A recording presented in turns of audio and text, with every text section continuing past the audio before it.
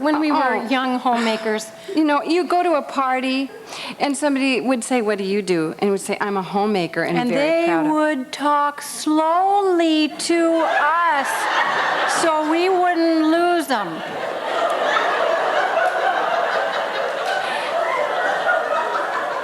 And we made the commitment to stay home and raise our children. We made that decision from the early on that we were going to stay home and be full-time moms. And it wasn't easy. Oh, we wore stupid clothes and drove stupid cars and We gave each other stupid perms. and stupid haircuts and you know, nothing ever really much matched, and but we did stay home, and we can say now we're on the other side of it. Our children are all raised. We're both grandmothers. Both grandmothers. And thank you.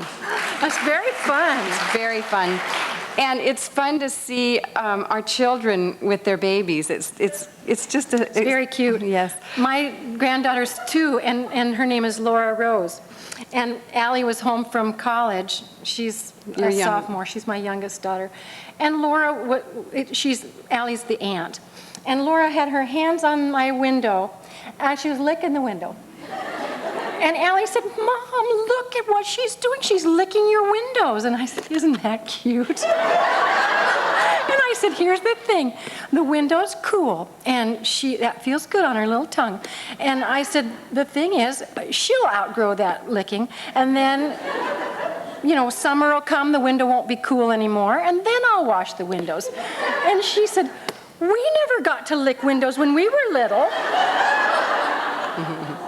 She said, "In fact, I'm afraid of glass." All our kids are back about a foot from any window.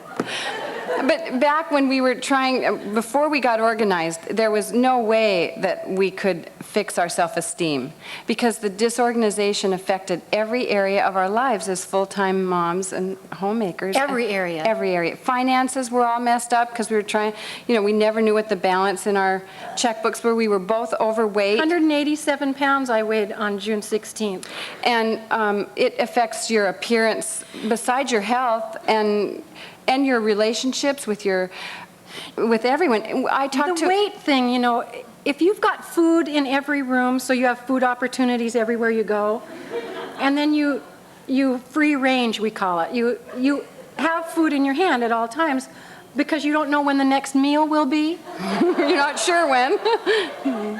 And it's funny, when you make a decision to get organized, and we're going to go into talking about our new cookbook tonight because we're celebrating it tonight, but when you make a decision to get organized, you might not know at this point in time where you're going to start, because that's the main question. People will say, "I don't know where to start," because if you're messed up, it's messed up everywhere, in every room. I remember my son telling a reporter after we were organized, she said, "What was it like?" And he was a sophomore in college at the time, and he said, "Well, no room had a specific purpose. It was like every room was a multi-purpose room. And so you could do anything in any room, get dressed in any room, eat in any room, sleep in any room." And so when it's that way and you're in an overwhelmed situation, you really don't know where to start.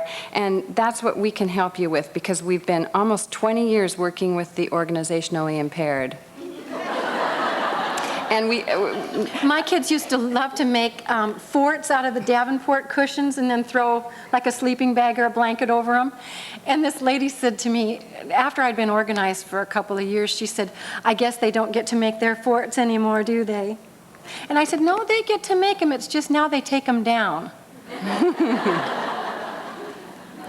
When we decided after we'd gotten organized and we were feeling really good about ourselves and our lives were improving in every area. I mean, in 6 weeks after we started our 3x5 card file system, everything had turned around. We had a long way to go, but you don't know that when you're going along. But the difference was just incredible. And it's a trend. It's going to be a gradual thing. It's just like you don't have a baby overnight, and fall doesn't come overnight, and spring, everything has its time, and it's the slower you go and the more gradual you go, the better. The longer it'll be permanent. Yeah. And when we... Something's wrong with that sentence. The longer it'll be permanent. No, Well, I had never done anything for like more than 3 days in a row. Like I'd get on a kick and I'd maybe make my bed for 3 solid days. And then I'd forget that's what the plan was. So to have this work for 6 weeks, and Danny, he started to notice, I mean, we were different people. He said, "Are you having an affair?" I said, "Nope, I'm organized." And he kind of thought it was a kick, because the old way I would do things is take my kids over to my mom's and say, "Can you keep these for about 3 days? I'm going to go home, gut the place, clean it up, and then I'm going to keep it that way." And that's burnout, binge cleaning.